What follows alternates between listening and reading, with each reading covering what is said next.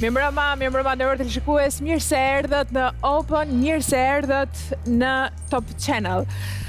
Unë nuk jam thjesht noter, duket sikur ka thënë kështu presidenti Meta, ndërsa ka refuzuar kandidaturën për ministrit brendshëm të Sander Lleshit, pikërisht pra emërimin e ministrit brendshëm të ardhshëm propozuar nga kryeministri. Kështu presidenti refuzoi ta bënte pjesë të qeverisë, në fakt ish kandidat edhe ai për president, duke hapur me sa duket rrugë një krize të re institucionale dhe politike në vend. U duk se dorëheqja e ministrit brendshëm Xhafa do të ishte lajmi i këtij sezoni, ngjarjet u rrogullisën shpejt, po duket se kryelajmi vazhdon të mbetet pikërisht refuzimi i Metës ndaj kandidaturës së Sander Lleshit. Juridikisht palët janë të ndara, në opinion nëse ka të drejtë presidenti sipas kushtetutës të refuzojë pikërisht një kandidaturë për një ministër, a është kompetencë e tij, a është kjo shkelje e kushtetutës? E vërteta është që paraardhës së tij nuk kanë guxuar ta bëjnë këtë më parë, edhe pse nuk kanë dashur ta bëjnë dhe këtë e kanë shprehur, por askush nuk ka refuzuar asnjë kandidaturë të ardhur nga asnjë kryeministër. Pra asnjë president nuk ka refuzuar asnjë kandidaturë për ministër nga asnjë kryeministër deri tani. Megjithatë, kriza më shumë se sa juridike duket politike dhe pikpyetjet e vërteta flen gjetiu, pse tani? Çfarë po përgatitet në backstage-in e politikës? A ka një konspiracion për rrëzimin e Edi Ramës? Apo përgatitet ky fundit të sfidojë kreun e shtetit nesër në sallën e parlamentit? A do kërkojë shkarkimin e tij? Janë gjitha pyetje që ne t'i shtrojmë në tavolinën e sotme të bisedimit, duke munduar të marrim disa përgjigje. Unë do t'ju prezantoj me njëherë të ftuarit të mbrëmjes së sotme. Me mua është Bajmir Topi, ish presidenti i Republikës. Mirëmbrëma. Mirë se erdhët. Me mua është Nikol Lesi, botues Koajon, mirëmbrëma, mirë se erdhët. Metor Nazarko, analist, Konica Pikal, mirëmbrëma. Fari Palliu, botues i 55-s, mirëmbrëma, mirë se erdhët. Opinionist gjithashtu. Pas pak minutash do kemi edhe një lidhje të drejtë për drejtë, sapo regjia të ma konfirmoj që e kemi gati. Ndërkohë që ma konfirmon regjia këtë, do të filloj bisedën me një material. Filloj me një material të shkurtër për të parë se çfarë ka ndodhur.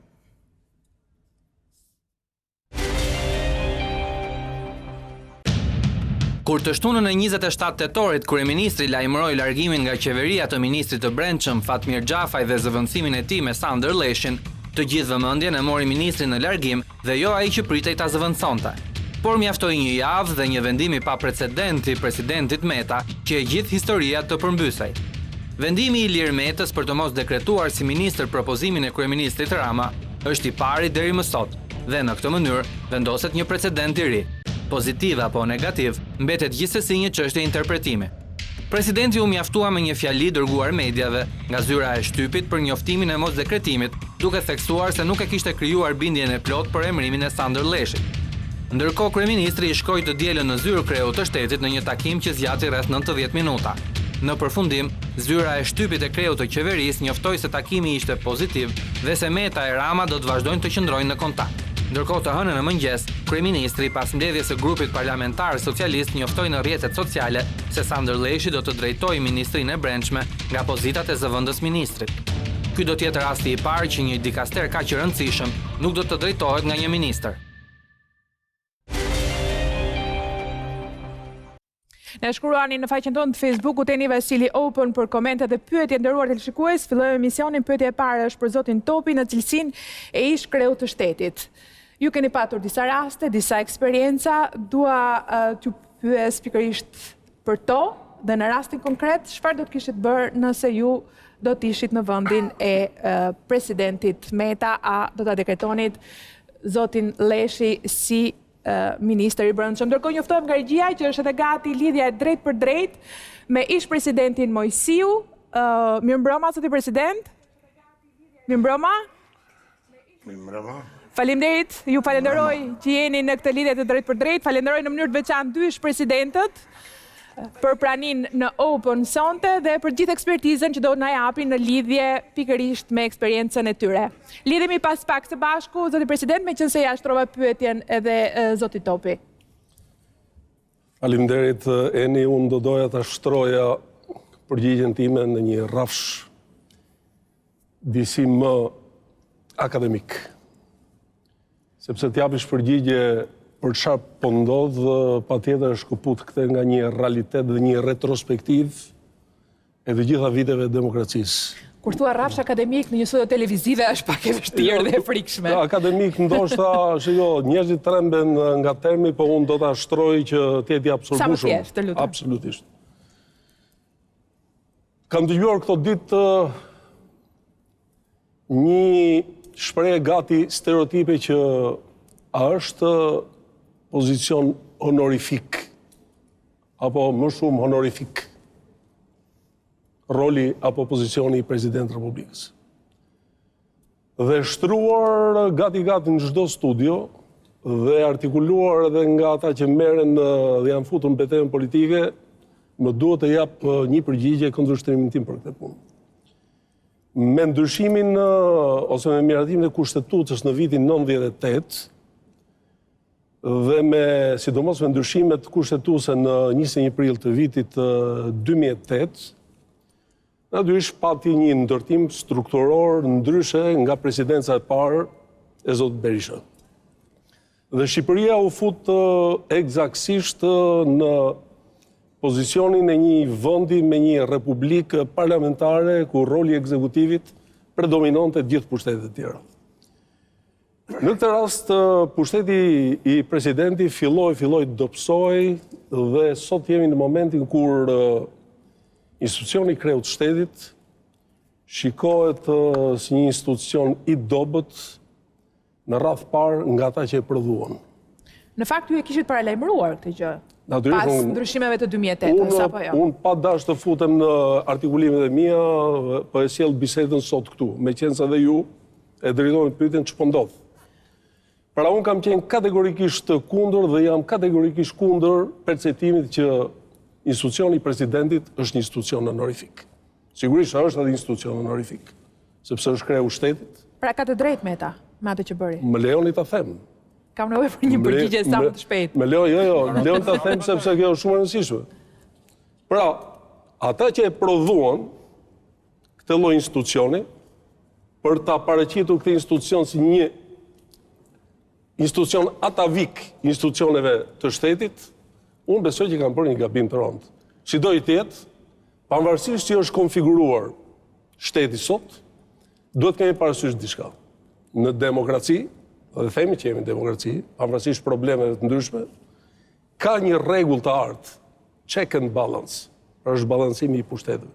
Në rast se ti e shikon sot kreun e shtetit si një pozicion që mund ta çosh diçka dhe të marrish noterizimin, besoj është një gabim shumë i fortë konceptual, që s'pari s'duhet ta bëjnë pikërisht ata që sot merren me politikën aktive. Dakor, E futur në terrenin konkret, sepse duhet të jem konkret. Kemi një komunikim. S'pari duhet të them që e kam njohur Sandor Lleshin, absolutisht, dhe ruaj konsideratat e mia nga larg. Ai ka pasur një karrierë në forcat armatosura. Nuk kam pasur absolutisht asnjë rast që unë ta komentoj negativisht. Dhe jam i prirur, për sa kohë kam këto informacione, ta konsideroj një kandidaturë e cila mbetet në diskrecionin e kryeministit, apo jo. Do flasim. Pra jemi këtu. Jemi në momentin kur kryeministri i dërgon presidentit pikërisht propozimin për Sandor Lleshin në ministri i brendshëm. Kemi atë kohën kushtetuese. Kushtetuese kaloi, kemi dhe përgjigjen. Tani, problemi i vetëm është e vërtet që nuk ka precedent në vitet e demokracisë. Por këtë se ka thonë askush që nuk do të ketë një rast.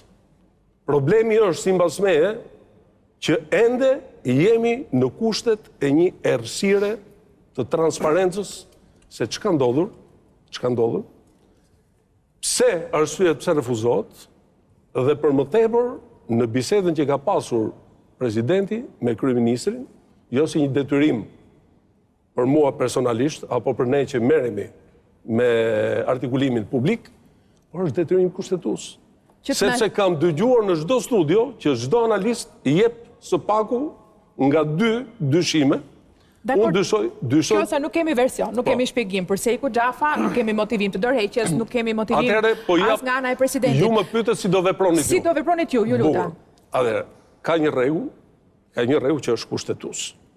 Nëse kandidatura i plotëson detyrimet kushtetuese, që do të thotë të shkojnë në standardin e zgjedhjes së deputetit, atëherë unë këtë, nëse do të isha, do të lihen në diskrecionin e propozuesit dhe sikur se kam vepruar edhe në raste të tjera që kanë qenë ndoshta edhe më të koklavitura, unë personalisht, me qenë se pyetet për transparencë publike, do të kisha dhënë dekretin vetëm nëse nuk ka në gjë që unë akoma ende nuk e di. Pra ju do bënit ndryshe nga zoti Meta. Ju do firmosnit kandidaturën që vjen nga kryeministri. Unë s'kam informacionin e mjaftueshëm. I takon zotit Meta të bëjt transparencë për këtë punë. Se ndoshta mund të ketë në një arsye shumë të fortë, që unë pastaj të them pas ke pasur drejt. Por në rast se do të plotësoheshin në mënyrë formale të gjitha standardet e një deputeti, si zgjidh një deputet, atëherë propozuesi e mbart me vete të gjithë përgjegjësinë morale politike dhe i takon atij ta ketë në kabinetin e vet. Ky është shpjegimi. Dakor, unë pas do ju pyes edhe për eksperiencat tuaja, apo ju ishit qartë. Pra, nëse nuk kemi një informacion ndaj të cilit ne jemi totalisht në errësirë, pra rreth kandidaturës të zotit Lleshi, nëse ka diçka sekrete që ne nuk dim rreth kësaj kandidature, pra certifikatave të sigurisë e tjerë që ai disponon, nëse ka diçka të errët në kaluarën e tij, jemi thjesht duke thënë hipoteza apo jo, që mund të dëmtonin këtë proces kushtetues. Për ndryshe, sipas ish presidentit Bamir Topi, i takon propozuesit të vendosit se me cilët do të punojë apo jo në qeverinë e tij. Nëse plotëson standardin që parashikon kushtetuta. Siç e tham, po. Ndërkohë të njëjtën pyetje kam edhe për ish presidentin Alfred Moisiu, edhe ai me eksperjenca në këtë kuptim, me propozime për kandidatura ministrash, në fakt të gjitha të firmosura në mos gaboj. Pyetja edhe për ju, zoti president, është e njëjtë. Çfarë do të bënit ju në vendin e Ilir Metës? Tani, para se të them se çfarë do të bëhet me Ilir Metës, po të them që çfarë kam bërë në këtë raste. Po. Konkretisht, unë kam pasur 2 raste, dhe me kryeministrin Nano, edhe me kryeministrin Berisha. Me kryeministrin Nano, kur solli listën e qeverisë, unë pata vrejtje për 2 nga ministrat, nisur nga problematika që ishin krijuar në atë kohë. Por sigurisht, kryeministri sa ato vendimet e veta, i tërhoqi ato kritika që kishte dhe për mua problemi mbeti i zauruar. Ndërsa me kryeministrin Berisha, kur solli listën e qeverisë, pata vrejtje për një ministër në bazë të informacioneve që kisha. Dhe kryeministri Berisha argumentoi pse duhet ishte dakord të vazhdonte të mbetej në qeveri. A mund na kujtoni emrat, zoti president? Atëherë unë i thash që nuk ka nevojë për emrat, s'ka rëndësi emrat. Nuk ka. Unë them konkretisht domethënë çfarë ka ndodhur. Edhe i thash zoti kryeministër, unë pretendimet e mia këto janë dhe në bazë informacioneve që kam, nëse ju e merrni përgjegjësinë, atë përgjegjësia politike është e juaja. Edhe me këtë u mbyll. Pra firmosët. E kisha fjalën këtu që sigurisht firmosa. Po, e kam fjalën që patur bisedë, shkëmbyll mendime dhe i konsumuam gjërat në mënyrë që asgjë të mos mbetej në errësirë. Sepse në fundit unë jam dakord me atë që tha presidenti Topi që kushtetuta në 98 nuk thot që duhet të firmosi, thot që presidenti duhet të shërtoj brenda 7 ditëve. Pra, kjo nuk është fare kështu pra nuk është thjesht një noter, nuk është thjesht një noter dhe një kontribut formal i presidentit, por një kontribut substancial. Por, Por këto gjëra duhet konsumuar midis kryeministrit dhe presidentit. Dhe pikërisht aty skarohen problemet dhe mbyllet problemi. Cila do ishte përgjigja juaj, po, për rastin konkret? Po, rastin konkret, me aq sa jam ndjeni, për mua nuk ka asnjë vështirësi dhe asnjë ndalesë për të dekretuar generalin Lleshi si ministri i brendshëm. Aq sa dim, nëse ka në gjë të veçantë presidenti Meta, atëherë është nuk e di çfarë them. Në fakt, kjo është hera e parë që ndodh, zoti president, apo jo? Të paktën në historinë post-komuniste pas viteve 90. Është e vërtet që është hera e parë, po unë thash që unë kam qenë gati 2 raste për të refuzuar. Po vetëm se u skaruan problemet dhe çdo gjë shkoi në rregull. Nëse ka diçka të veçanta, duhet bërë publike? Pra, nëse ka një motivim, a duhet bërë publik ai? Në opinionin tuaj? Unë them varet nga për çfarë bën fjalë. Më besa di unë dje, kryeministri ka takuar me presidentin, dhe nuk u dha me një skarim, por secili mbajti pozitat e veta. Djesa kryeministri nuk u bit do të thotë që nuk ka në jetë të jashtëzakonshme.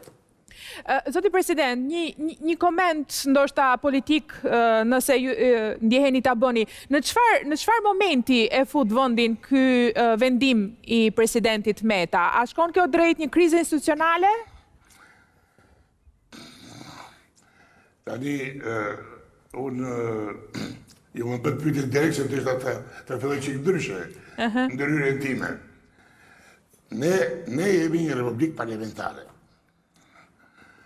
Dhe sigurisht nuk kemi as republikë presidenciale, as gjysmë presidenciale. Dhe në republikë parlamentare janë të caktuar gjëra, se ndarja e pushteteve ekziston. Mirë po, në këto raste duhet kryetari i shtetit, faktor unë kështu e kam ndjelë vetën time gjatë atyre 5 viteve, të jetë në rolin që t'i shuaj krizat, jo të krijoj krizat. Sigurisht unë nuk më përjashtoj rastet veçanta, kuptohemi, por detyra për vendimin tim e kryetarit të shtetit, unë kështu kam vepruar, edhe kështu e kam parë dhe e shikoj dhe sot, që kryetari i shtetit është dhe farë base si babai i kombit. Pavarësisht nga mosha, unë base mund t'isha, në atë rol, po, sot tani presidentat janë 3. E kam fjallë, pra, kujdeset që fëmijët e tij që në rregull të merret veç njëri me tjetrin. Sepse në politikë ndodhin këto gjëra, aq më tepër në Ballkan edhe në vendin tonë, për fat keq. E qartë. Zoti president, qëndroni dhe pak me ne, pasi duam të pyesim rreth eksperiencës tuaj. Qëndroni edhe disa minuta me ne, ndërkohë që e jap edhe panelistëve në studio fjalën. Në lidhje pikërisht me këtë moment të parë, Nazarko, keni qenë këshilltar i presidentit Mejdani, keni edhe ju një eksperiencë, le ta quajmë kështu, presidenciale, e keni ndjekur nga afër. Ndërkohë keni edhe një formim juridik. Si e shpjegoni faktin që deri tani për shembull mungojnë argumentat ligjor për refuzimin në motivimin e zotit Meta dhe sipas jush një koment shkurtër. E prek kushtetutën se prek kushtetutën është në kompetencën e presidentit apo jo? Ka një element të përbashkët në atë që thanë 2 ish presidentët, që është nevoja e konsultimit paraprak midis kryeministrit dhe presidentit për secilën prej kandidaturave. Me sa duket nuk ka patur ose paktën nuk kemi patur informacion. Ky është një moment thelbësor. Domethënë, presidenti do duhet konsultuar. E para, e dyta, në rastin e president Mejdani, pra në rastin po flasim për historinë presidenciale, ai ka funksionuar si president në 2 kuadro kushtetues të ndryshëm. Njëri ishte paketa kushtetuese me cilin edhe Berisha ishte president, dhe pastaj me kushtetutën e re që është në fuqi aktualisht, është 28 nëntorit 1998, dhe që është amenduar duke kufizuar pushtetin e presidentit, pra kushtetuta aktuale, në raport me atë 98 ka kufizuar pushtetin e presidentit, veçanërisht në pjesën e kontrollit, balancimit në pushtetin e drejtësisë. Pra ky është momenti... Po, opinionin, të lutem në Zarko. Tani, në rastin konkret, megjithëse ju më pyet edhe për eksperiencën me Mejdani. Mejdani, për shkak të karrierës vet, sado të shkurtër, për shkak të autoritetit që kishte ende brenda Partisë Socialiste, i ka rezervuar vetes, i ka imponuar kryeministrave të radhës, nanos parit, që të fillojë konsultimin. Po marrë një shembull në prill 98. Nano propozoi 8 ministra për të zëvendësuar me një herë, me një shkresë të vetme, pas një motivacion, duke thënë që duhet ndrojë këto 8 ministra me 8 ministra të tjerë. Ndërkohë që sipas paketës kushtetuese ai duhet të jepte argumenta për secilin prej tyre se pse po largonte. Pa folur që në bisedën që kishin presidenti me kryeministrin tha që ti nuk mund të zvendësosh 8 ministra pas 7 muajsh qeverisë, që është gjysma e qeverisë, sepse i bie të pranosh që ti nuk e bër asgjë. Dhe presidentin shenjë, duke ruajtur që mos dilin publik ky debat, në shenjë distancimi, pra nuk i firmosi këto dekrete derisa presidenti, ky kryeministri u detyrua që të shkonin te deklarata përbashkët, u dhanë argumentat për secilin prej ministrave dhe përsëri në shenjë distancimi nuk i çoi të 8 dekretet një nga një, po të përbashkë, por i çoi një nga një për treguar që unë nuk jam dakord me këtë vendim të kryeministrit. Po kishim një president më të fortë apo jo? Imponoi një standard i cili, si thash, është funksion i kontekstit, i personalitetit të presidentit, i personalitetit të kryeministrit, në cilin ministrin e brendshëm, ministrin e drejtësisë dhe ministrin e jashtëm veçanërisht kishin konsultim, jo se do t'i propozonte ai. Por për shkak se ishin ministra me të cilët do punonte mbi baza ditore. Vim tek Ilir Meta, ka të drejtë Ilir Meta apo jo sipas të refuzoi kandidaturën e ministrit? Siç e thanë dy president, ai është standardi mbi cilin një president mund të refuzojë kandidaturat. Pra, është standardi i deputetit plus dhe i kushteve që imponon ligji i dekriminalizimit. Ligji i dekriminalizimit shton ato cilësitë që duhet të ketë një deputet, për pasoj shton cilësi që duhet të ketë një ministër. Në rastin konkret, unë gjykoj që pa patur informacion, ne nuk kemi informacion se për çfarë arsye zoti Meta e ka refuzuar kandidatën. Ai thotë nuk më bindi. Do ju pyes më pas rreth motivacioneve cilat mund të jenë. Nëse do më pyesësh për pjesën teorike, se pjesën kushtetuese, unë besoj që presidenti nuk është notar, sepse presidenti në kushtetutën e Shqipërisë thuhet se emëron. Fjala emëron do të thotë që është kompetencë substanciale, është kompetencë thelbësore, në cilin presidenti nuk është notarizuar si parë. Po të lexoj, në 98 kushtetutës për gjithë ata që nuk e dinë, të lutem. Ministri emërohet dhe shkarkohet nga presidenti i Republikës me propozim të kryeministrit brenda 7 ditëve. Dekreti shërtohet brenda 10 ditëve nga kuvendi. Po të ishte kështu, jam vetëm 2 rreshta që na tregojnë se si ka dy modele republikash parlamentare, të cilat e zgjidhin ndryshe. Për shembull, në Itali ne kemi të njëjtën, por ama kemi raste që presidentët kanë refuzuar ministra që kandidatura ministra, dhe kemi Kosovën, në cilin e kemi fare të thjeshtë. Është neni 93 duket, nuk kujtohet paragrafi, në cilin thuhet që kryeministri ndron ministrat, i emëron, i ndron pa aplikëqimin e kuvendit. Pra as presidentit as kuvendit. Pra kemi dy modele, flas për letrën e shkruar, kushtetuta republikash parlamentare në cilat presidenti nuk ka të peshë si tek ne. Pra është kompetencë e presidentit edhe të refuzojë nëse ka motive, po thoni jo. Nëse nuk plotësohen kushtet e mandatit deputetit, pra dhe kushtet që shton ligji i dekriminalizimit. Lesi. Mendoj që vendimi i presidentit Meta është vendim dinjitoz dhe kurajoz njëkohësisht. Është vendim kushtetues, si që thanë dy ish presidentet dhe këshilltari ish presidentit Mejdani.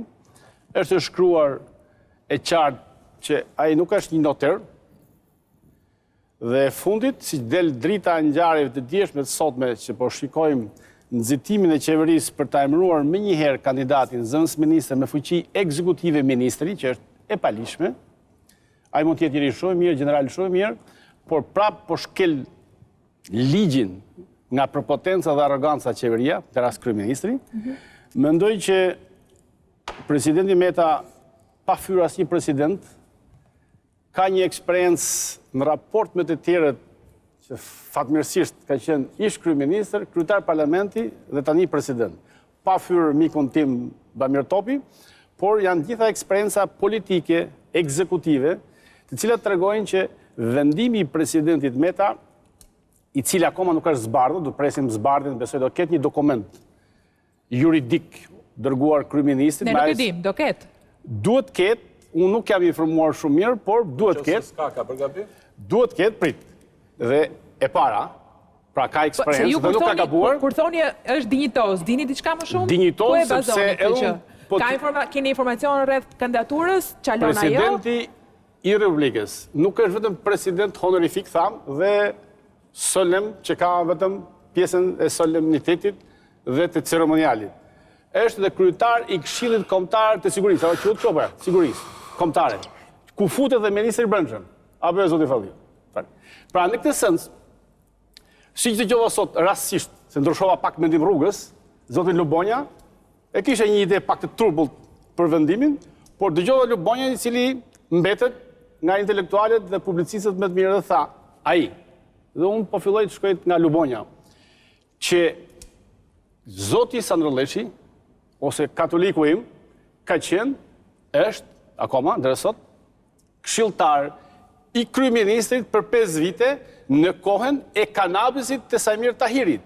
Dhe tha ai, që unë mendoj që presidenti është nisur që ka heshtur si këshilltar, ku ka mbuluar policinë dhe kanabisin, nuk është marrë natyrisht, unë besoj absolutisht është njëri i ndershëm të sens, por ka heshtur, fakti që ka heshtur e bën bashkëpërgjegjës me kryeministrin. Bile, duke mbaruar, prapë duke ardhur rrugës, dëgjojmë ish ministrin e IKE, zotin Fatmir Gjafa, i cili është në sinkron besoj da kenë gjitha mediat, që nuk poshtoj, në fjalën përshëndetëse me stafin e ministrisë Brendshme tha një tokë fjalësh. Ta citojnë pothuajse në ligjërat drejt. Qose harrojnë ndonjë presje, me korrigjo. Tha, unë si ministri i Brendshëm dhe ne policia shtetit kemi larguar njollën kanabisin, që ishte njollë turpi për qeverisën tonë, dhe që financonte krimin e organizuar. Pra pohoj që në kohën para ti, kanabisi ishte me vull dhe mandat qeveritar. Fatmir Gjafa, në qovë se ta zë Fatmir Kjo është përgjegjësia e kryeministrit, jo e Sandro Lleshit. Ja kërkojmë Sandro Lleshit unë po nisem nga Lubonja, i rash pak rrotull. Fakti që është kryetar i Këshillit të Sigurisë Kombëtare, nuk krijon garanci. Edhe unë po të jem president për shkak ta zëm, që nuk ka shpresë për të bërë, por them që nuk kam garanci dhe kam të drejtë kushtetuese, pra thanë të dy, nuk është noter dhe nuk ka bindjen për të arsye 1, 2, 3, 4, të cilat besoj do zbardhen zoti Nazar Kosi. Zoti Balliu, përpara se të kalojnë në një hapësirë publicitare, ka të drejtë Ilir Meta apo jo dhe a mund të jetë një shpjegim ajo që thotë, a mund të jetë përgjegjësia e Sandro Lleshit pse ka patur kanabis në Shqipëri? A mund gjykohet për këtë sot? Në karrierën e vetë politike të Ilir Metës, refuzimi i Sandro Lleshit për ministër të brendshëm përbën themelimin e një përgjegjshmërie të lartë shtetërore. Përbën aktin më sublim për dashurinë ndaj këtij shteti, për mbarvajtjen e punëve dhe për pengimin e një bande horrash të kanabisit dhe të drogës, të krimit dhe të korrupsionit, për t'i ndalur ata dhe për t'i thënë këtij kryeministri që udhëheq këtë bandë që këtu ka shtet, ka Shqipëri dhe që Shqipëria do të bëhet. Ku e bazoni gjithë këtë? Këtë gjithun e bazoj në njohjen ekstremisht personale dhe deklaroj në këtë studio si ekskluzivitet të kësaj studio, që këtë njeri publik e ka bërë fari Balliu. Sandro Lleshin? Sandro Lleshin. Në institutin De Gasperi që unë kisha, ku e kam aktivizuar me propozim të një socialist, komunist, terroristit heshtur. Kush është ky? Një Ardian Ndreca që më solli mua, dhe që unë i dhash këtij të drejtën që të kyt fliste në konferencë për një nga temat e konferencës të De Gasperit. Dhe jam unë, Fari Balliu, që e çova këtë në një pritje dhe takim me Ismail Kadaren. Dhe përdorimi abuziv i turpshëm i Edi Ramës, duke e lidhur emrin e këtij me Ismail Kadaren, është i ndëshkueshëm dhe i dënueshëm. Jam unë që e kam prezantuar atje këtë njeri. Dhe ky, me atë kohë, me atë moment, filloi dhe kaloi në një lidhje të thellë me pozitat dhe teorit apo praktikat e ministrit Rama. Dhe është ky njeri. Dakor, nuk është e paligjshme të kesh marrëdhënie me Edi Ramën sot. Është krejtësisht e turpshme. Është krejtësisht e turpshme. Çfarë keni kundër Dhe tij ky sot? u emërua këshilltar për shkak të këtij akti servil dhe këtij akti braktisës të çështjeve dhe tezave demokratike dhe të lirisë të njeriu dhe të shtypit. Ky njeri është. Dhe që ta dishti. Ju ka braktisur ju dhe Kadarën tani. Dhe që ta dishti. Dhe që ta dishti. Ky është koordinator i qeverisë dhe kryetar i Komisionit të Antidrogës. Dhe ky është këshilltar i sigurisë, kur vendi e humbi sigurinë me aeroplanat, me tanket edhe me gjithë zezat. Dhe ky njeri ka përgjegjësi, përpara se të ketë Edi Rama përgjegjësi, ka ky përgjegjësi. Edi Rama nesër këtë ka për ta futur në burg, se do i thot ti s'më the mua që Sajmir Tahiri po i mbjell kanabisin. Do t'i thrasi këtë Sandër Lleshin dhe do t'i thot ti e krijove Sajmir Tahirin, këtë delikuent të mbjelljes të kanabisit për gjithë Evropën. Sandër Lleshi nuk e ka thënë dhe se ka marrë parasysh. Ky është njeriu që e merr rrogën si këshilltar për të mbrojtur kryeministrin, i cili mund të jetë një figurë më e mirë se që dua Fariballiu. Por është ky njeri që e ka veshur Ramën me përgjegjësinë që ky nuk e ka kryer.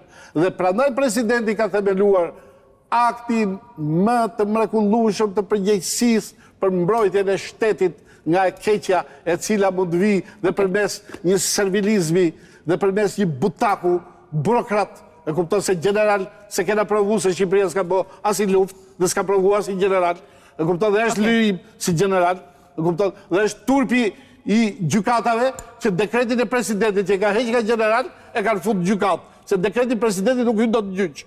Dakor, kjo është një çështje tjetër. Kjo është një çështje tjetër. Prandaj ta dish këtë ti që ka gjë historia këtij. Ju bëni përgjigje Sandër Lleshin për keqeverisjen e Ramës. Edi Rama është një amator abuziv në çështjet e administratës dhe të shtetit. Edi Rama ka çështëllësia e këtij njeriu.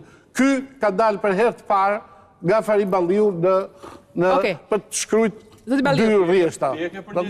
Unë ka tuaj tërheq. Okej, do kalojmë më njëherë në jap publicitare për pjesë marketingut tim me pak vonese, do rikthehemi në pjesën e dytë me ish-presidentin Topi, ish-presidentin Moisiu dhe panelistët në studio për të vazhduar bisedën tonë.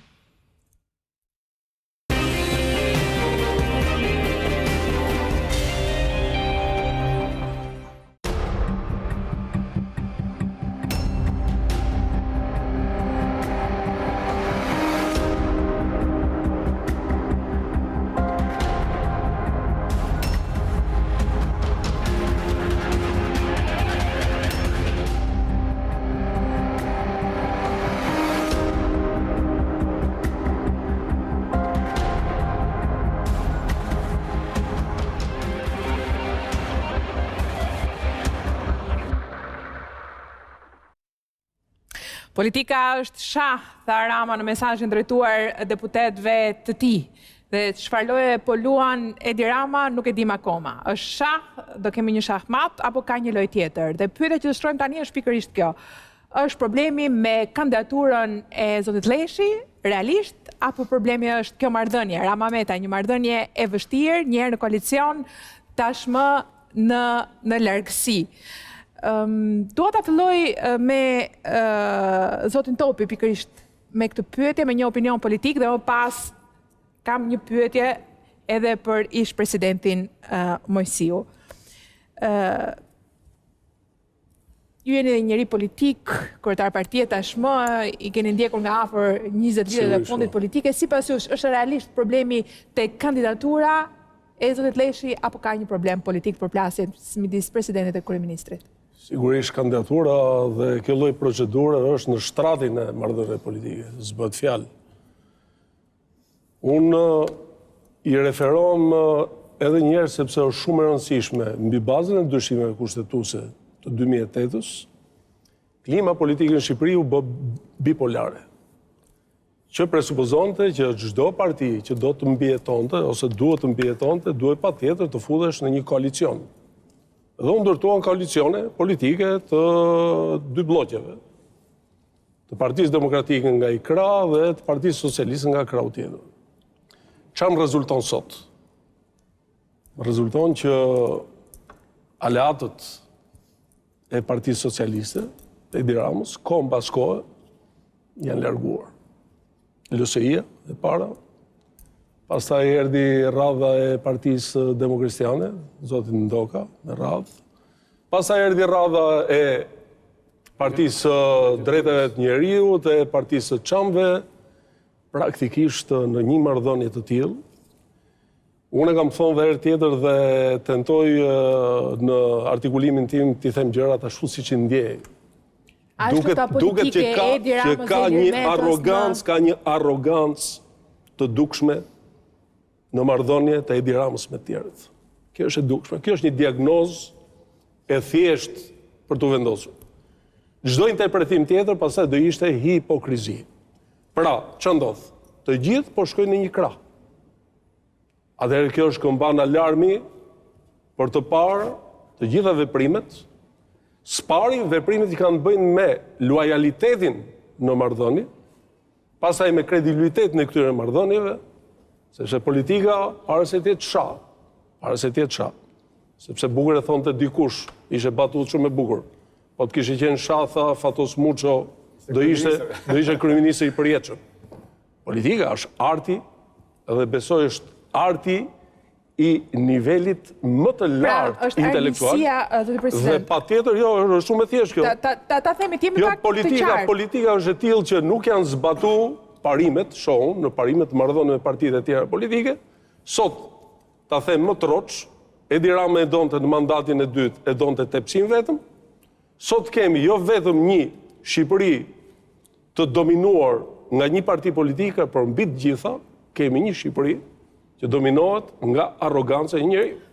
Pra është tepësia problemi. Dhe kjo nuk jep absolutisht asnjë lloj shprese që ti të respektosh institucionet, të respektosh individin dhe pastaj mbi të gjitha nuk ju e dini që ai që është shef i një mazhorance politike ka përgjegjësinë kryesore, natyrisht ka dhe opozita, për zbatimin e implementimin e reformave, mu më rezulton sot që edhe për një ngërsh natyrës së lehtë kushtetuese, ti s'ke ku ta çosh, nuk ke gjykat kushtetuese, gjykat në lartë nuk e ke në funksion, plus edhe institucionet e tjera po kalojnë me zëvendësa, apo të komanduar, dhe unë besoj që në këtë marrëdhënie që ka politika, përgjegjësia kryesore, sipas meje, duhet jemi drejt për drejt, i bie kryeministit Edi Rama. Ky është mendimi im. Në zarku dhe më pas, regjia më përgatisni lidhjen me presidentin Moisiu. Cila është pyetja? Pyetja është, apo përdoret politikisht ky moment? Pra, a është problemi Lleshi apo realisht përplasja Rama Meta, tashmë është i qartë, armiqësia për cilën përflasin gjithë, tashmë dolin në sipërfaqe, ka një plan apo jo që ne nuk e dim, por rrezim në njëri tjetrit? Nuk mund të përshiem teorira konspirative Teorira konspirative jo, po analiza politike. Ajo çka mund të them, nuk kam informacion për argumentat me të cilat është refuzuar kjo kandidaturë. Dyshoj që qasja që presidenti ka zgjedhur është që të përgjigjet me pa dekret. A është lojë politike e Ilir Metës kjo apo jo? Shiko, është lojë politike, sigurisht, është edhe lojë politike, ose më shumë të është lojë politike, sepse institucionalisht, zoti Meta do duhet përgjigjej me një refuzim të shkruar mbështetur mbi cilin end kushtetutës e ka bazuar vendimin e vet. Ne nuk e kemi këtë. Nga përgjigja që i dha sot ai nëpërmjet zëdhënësit opinionit publik, kemi një pjesë aty që ai thotë unë do bashkëpunoj me parlament. Pra duhet të supozoj që parlamenti do të shkojë një përgjigje e shkruar për argumentat mbi të cilat ai është mbështetur refuzimin e kësaj kandidature. Nuk keni parë që akoma, nuk mbaron këtu, ka thënë Rama sot, po më pas do ju tregoj një material rreth mënyrës se si kanë komunikuar në mënyrë të koduar presidenti dhe kryeministri. Sa takon marrëdhëniet, sigurisht që ka një armiqësi apo një rivalitet vjetër mes tyre, por fakti është që Rama e çoi Metën atje, ndoshta pa llogaritur potencialin që ka një detyrë lartë si detyra e presidentit për të bllokuar funksionimin e qeverisjes në vend. Dhe nuk është vetëm kandidatura e ministrit brendshëm, po është edhe e shefit shikut. Pra një farë mënyre presidenti është duke bllokuar atë pushtetin ekzekutiv që të funksionojë ose të paktën të legalizohet, sepse në fund ai vazhdon të funksionojë në këto dy pozita të rëndësishme. Imagjinoj që problemet tjera do të ketë edhe për themelimin e institucioneve që do të krijohen sipas reformës në drejtësi. Pra qoftë SPAK-u, qoftë prokurorja e përgjithshme, kemi kohë për këto të shohim Lleshin, Shishin, të gjitha këto që janë në tavolinë më herët. Po, zoti Balliu. Unë mendoj që këtë rast të mos e shohim si raport Meta-Rama, po ta shohim në mënyrë institucionale. Meta i dha mundësinë shtetit shqiptar që të shprehet me një institucion. Pasi Rama me sjelljet e tij politike i ka shfarosur institucionet, bile dhe ministrat, sa që unë po të pyesësh edhe ty, edhe një kolegun ton, edhe në autobus, se cilët janë ministrat e Ramës, një 4 i harron dhe nuk ka burdone që ti përmendi. Pra ky i ka fshirë institucionet dhe Meta ngriti sinjalin e alarmit që shiko. Jo, s'është të drejtën. Jo, s'është për t'i zgjedhur. Unë thash për t'i mbrojtur dhe për t'i vënë në punë institucionet. Kupton? Ai ka 4 ministra që nuk ka burdone që i gjen emrin. Po të them unë, dhe Meta dha sinjalin e parë që ky shtet jeton dhe prandaj ka gjetur një përkrahje masive edhe në opinionin publik, të majtë edhe të djathtë, refuzimin se i thanë dalë mërti këti njeriu që shka nga të gjitha reagimet në portalet të ndryshme, në komunikimet të ndryshme, kjo ka qenë një shpërbles morale për vetë Metën e jashtëzakonshme, mbështetja mbar popullore për mbrojtjen e institucionit. Jo, dakor, por nuk kemi akoma një motivim. Nuk kemi një motivim përse. Ju keni një motivim përse? Ju na e thatë motivimin tuaj Xhanom. Eni, këtu ai tha ndalu bek se ka ndek. Se ky vazhdon thotë, ky gjykat kushtetuese s'ka, ky gjykat lart s'ka. Ky do ta bëj me zëvendës ministra. Ky po e fik shtetin. Pra ky po e fik shtetin. Lesi dhe bazë të Moisiu, po, me që ma kërkoj fjallën? Unë mendoj që zgjidhja ka mundësi të gjendet nga kryeministri, si që tha presidenti, sa është shefi i mazhorancës dhe ka përgjegjësinë. Jo, zgjidhjen e gjeti për rastin konkret. Jemi ke loja politike, se zgjidhjen me Sandër Lleshin e diskutohet më vonë. Loj politike, as betejë politike presidenti në këtë rast nuk ka me kryeministrin. Absolutisht, sepse ai ka folur me mos aprovimin e kandidaturës Sandër Lleshit që i ka thënë kryeministrit që flitet për ministrinë më të rëndësishme të vendit që është Ministria e Brendshme, e cila është krimi i organizuar, është droga dhe ta përsërisë edhe një herë pa dashje për rikujtesë Fatmir Gjafa, i cili ishte në kulmin e punës, pavarësisht si e sulmuan disa dhe po t'isha unë, ai bëri një gabim dhe një faj Fatmir Gjafa, gabim bëri që nuk dha dorëheqjen kur i nxorën çështjen e vllajt. Të lutem. Ai bëri gabim që e pranoi dhe bëri gabim që u largua. Po ky është faj, pra, ka i dyti.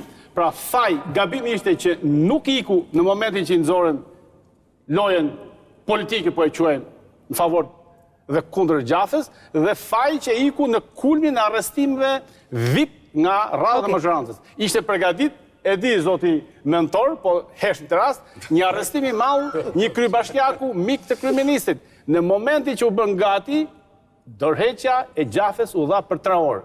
Fatmir Gjafa ishte në kulmin e punës së tij, me mbështetjet plot amerikane dhe gjermane, këtë e di mirë shumë, se jam 28 vjet gazetar, jo safariu, po kam edhe në eksperiencë shumë në median e lirë, dhe në kulmin e punës iku. Këto informacione natyrisht besoj ka kryetari i shtetit, sa është apo ja, ke qenë president, ke informacione të kryqëzuara, shërbimesh etj, partnerët, vendit e tjerë, dhe u arrit në konkluzionin që flitet për ministrin e brendshëm, i cili është me 2 ministra ke probleme, me Samir Tahirin dhe Fatmir Gjafin. Dhe ky ka qenë një vendim jo politik, jo luftë bryllash, po vendim shtetari, nuk përsëris fare unë se duke sikur po mbështesim njëri tjetrin, por vendim i fortë i Metës. Dhe fundit, para se të flasi i nderuari Moisiu, një ministër, kemi rrëzimin e autoritetit të kryeministrit. Ai bëri gabim, sepse gabimi i tij ishte i Edi Ramës në rast, se një burr që ka 78 vota, sa ka, apo ka gjithë pushtetet, dhe vetëm nga prepotenca dhe arroganca e bëri këtë, edhe për arsye të tjera besoj, po i shkonte presidenti i thoshte, nuk don Sandër Lleshin, dakord, se njeriu zgjidh me konsensus, tha presidenti Moisiu apo ja, përpara. Edhe i thoshte, ka sa dush, pa dali Majko, po themi, ku do gjej emrin, atë që ka manja, pra ka një deputet të PS-s. Të pyesin presidentin Moisiu, ai mund të ishte kjo zgjidhje. Po të donte ta zgjidhte kryeministri, Ngërçin dhe apo ja, sherrin politik, i shkonte me emër tjetër. S'do Sandër Lleshin, jo, s'do Fari Balliu, s'do Pamir Topin, ke këtë. E bëri me kokëforsi dhe kjo do qoje si fundi i Saliut parë dhe si fundi i Nanës dytë. Unë dua ta pyes për gjykatën kushtetuese në fakt presidentin, po meqense ushtrua si pyetje këtu zoti Moisiu dhe eksperiencën tuaj, ju lutem të na e sillni në studio si ish president. A është zgjidhje ajo që dha Rama, pra duke këmbgulur te kandidatura e zotit Lleshit, duke emëruar zëvendës ministër, duke i dhënë kompetencat e ministrit, apo një dialog i mundshëm me Ilir Metën, duke kaluar edhe në emra të tjerë, pse jo? Ne nuk e dim se çfarë kanë biseduar për 90 minuta ata. Tashi, nuk e di pse atje në panelin tuaj po merre shumë me supozime dhe tirada.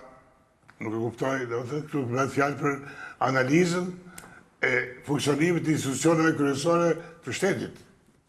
Dhe unë gjykoj që analizën që i bëm neve, atë sikur se thash pak më parë,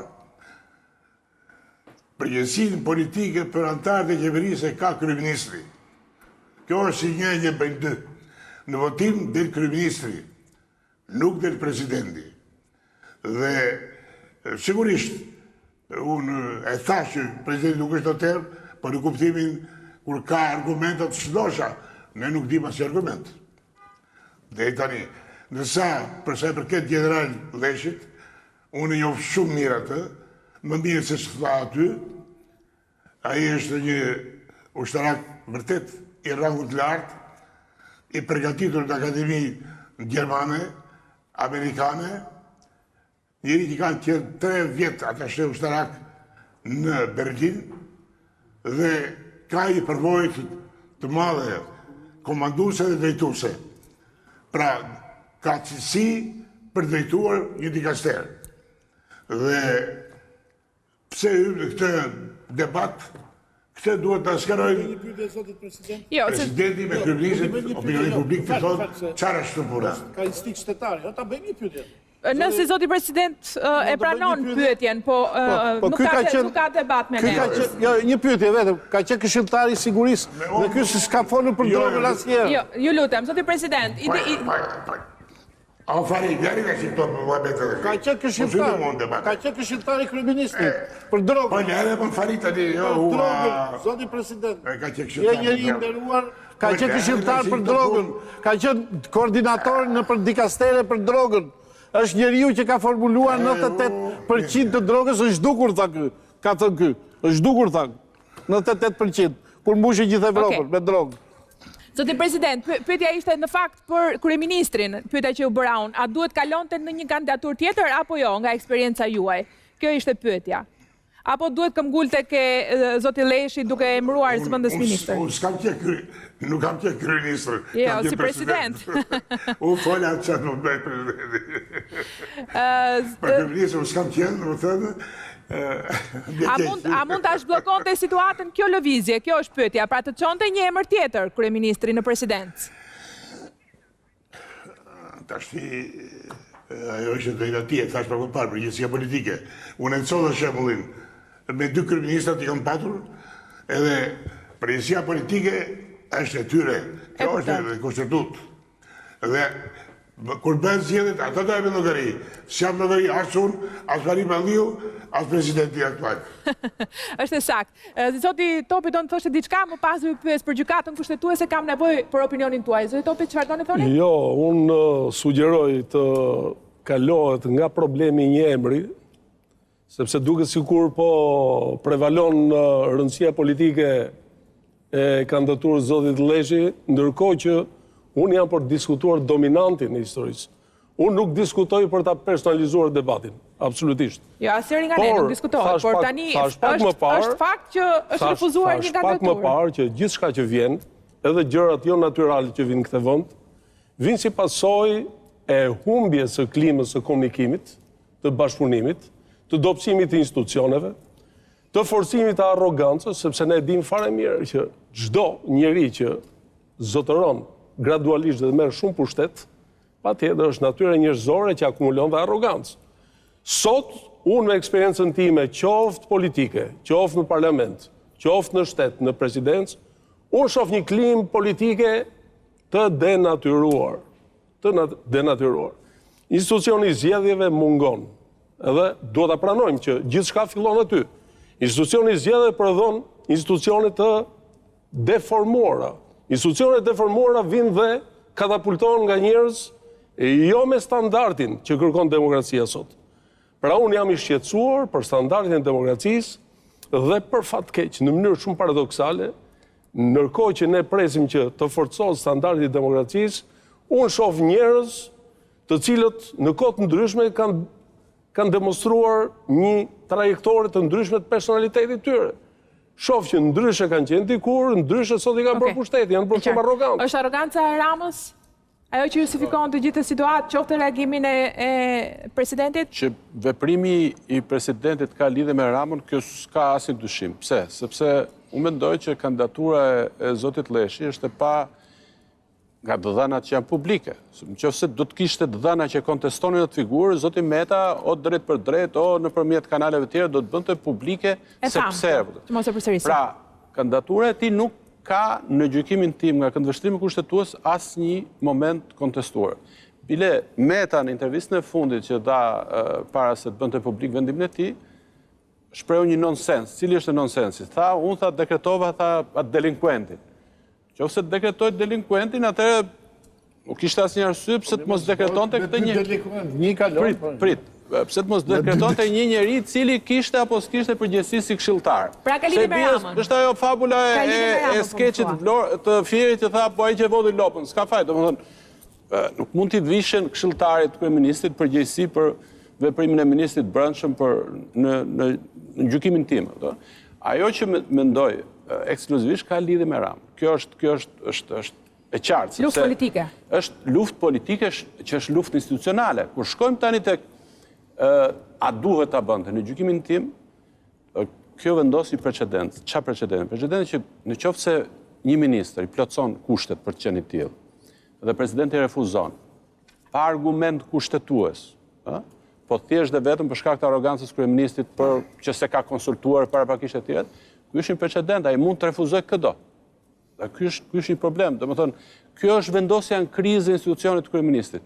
Presidenti në gjykimin tim mundet kontestoj ekskluzivisht mbi këto kritere, kriteret kushtetues dhe të ligjit të dekriminalizimit, që është një ligj shumë i jashtëm. Precedent i rrezikshëm thotë Nazari. Është një precedent i mrekullueshëm, se ky i pret rrugët çdo majorancë arrogante që ka zhduk gjykatë kushtetuese, që ka zhduk gjykatë e lartë, që ka zhduk ministrat, që del për çdo gjë të japi përgjigje, vetëm ai vetëm edhe për flokët e grave, edhe për këpucët e opozitës, edhe për këto del vetëm ai dhe nuk ka institucione Shqipëria. Ka vetëm fytyrën e Edi Ramës që den nga mëngjesi non-stop 24 orë. Atëherë ky është një precedent që i kujton këtij. Ore zoti Hort, ore zoti vagabond që ke marrë shtetin në dorë, ke vjedhur shtetin përmes asaj partie atje dhe ke krijuar një parti tjetër brenda që quhet Rilindje. Ti këtu duhet të dish që ka shtet, këtu ka personalitete, këtu ka institucione. Ky le të ketë çfarë të dojë. Ka certifikatën më të lartë të sigurisë. Ky del në emisionin televiziv publik të zotit Fevziu dhe lavdëron ministrin delikuent që mbushi Evropën me kanabis. Ky që do bëhet ministër vetë atij. Ky kaq ishte. Kaq ishte ky. Ky tha modeli i tij ishte Sajmiri. Modeli i këtij udhëheqës ishte Sajmiri dhe kryeministri. Dhe të them një gjë unë ty. Dakor se presidenti nuk është se vlerëson bindjet personale të njerëzve kur vendos. E çfarë që vetën aty te Fevziu ai, shoqëri që doli, që ky ishte me Sajmirin. As Sajmiri nuk janë fajtor përpara Ramës.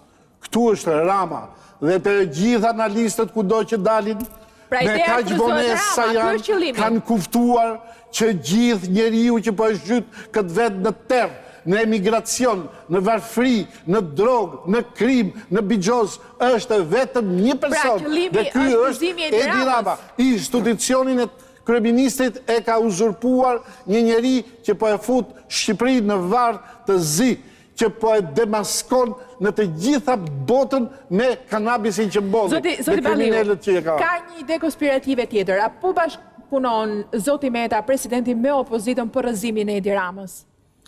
Në djenin time, presidenti Meta bashkëpunon vetëm me të vërteta dhe institucionet shqiptare. dhe mbrojtjen dhe ruajtjen e tyre. Dhe opozita ka punën e vetë, dhe opozita po e kryen misionin, dhe është suksesi i opozitës gjithë kjo që po i del boja Edi Ramës apo ministrave të tij. Që nga Samir Tahiri apo ministri tjetër. E shikon të mundshme këtë sapo thash, ka një skenar konspirativ në media rreth një bashkëpunimi të mundshëm, një aleancë, koalicioni, le ta quajmë kështu, mësojnë sa nuk ka asnjë diskutim që kjo që bën presidenti e ndihmon opozitën.